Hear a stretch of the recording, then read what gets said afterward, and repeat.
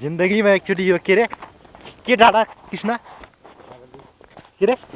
नागार्जुन डाँडा मन्दिर त्यो अघि के लेखेको थियो त्यो तल लेखेको के जामाचो एकचोटि लाइफमा जामाचो आइयो यत्रो 5 किलोमिटरको उहिडियो है लास्ट त यतिकै फर्कियो क्या अन्त दामी भयो कि विचल्ली भयो नि डल्लै पऱ्यो यार खै दिशाले के भनेको यत्रो 5 किलोमिटर चढिस अन्त केही देख्न पाइस लास्ट त्यही बाटो फेरि फिर्ता यसमा तपाईँको भन्ने के छ अन्त भनिदिइहाल्नुहोस् त इन्टरभ्यू हो क्या यो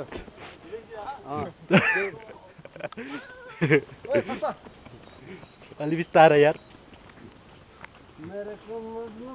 बाटो हेर्नुहोस् त कस्तो डर लाग्दो छ यहाँबाट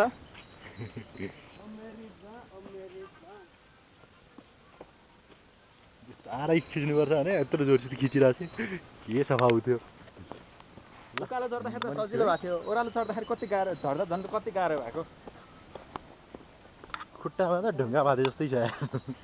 ढुङ्गा बाँधी घुँडाको जोइन्टै चलाएको